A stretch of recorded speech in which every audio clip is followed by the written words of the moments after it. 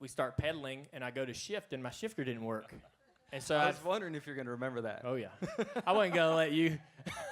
I wasn't going to leave that one off the table. I forgot my battery for my shifter. For the shifter. In the bus. And so I've made all this trouble for everybody by driving myself out in this Tahoe. And here they come. Okay, we're meeting you. Here we go. And I'm ready to go, finally. And I need to go back to the bus and get my battery. The battery's for his bike.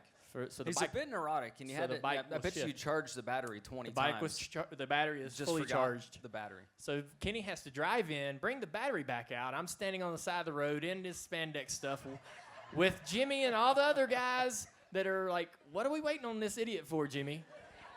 And finally, we get the battery on and we go ride, and we went 1 mile, and the guy is flipping us off already. You remember that? Absolutely.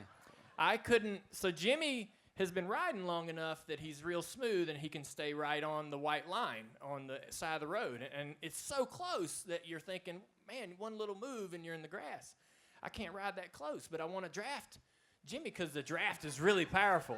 You'd be surprised how powerful the draft is. It's amazing what he's learned since March. I know. This is phenomenal. I'm like, I don't want to work this hard pedaling out here in the wind by myself. I want to draft, but they're very sketchy close to the road, the side of the road. So I was really nervous, and I was kind of out there weaving in the middle of the road, and this guy flipped us off because I was in the way. And we went out, and we turned around. We went out 8 miles. And we turned around and came back to the track, and it was 16 miles, and I was dead. And Jimmy looks back, and he goes, "We're going to keep riding. Do you want to ride anymore?" And I said, "No, I'm done." And he said, "Are you going to call Kenny to get you and bring you back into the track?" I said, "No, I don't care who sees me in this spandex because that 16 miles was the hardest 16 miles I've ever rode in my life." Just get me to the bus. So he was right. You get over the spandex really quick. That's an interesting strategy. I like how you did And that. after every ride, you know, you're riding around in the bus lot like, "Hey, you know, I just rode 40 miles.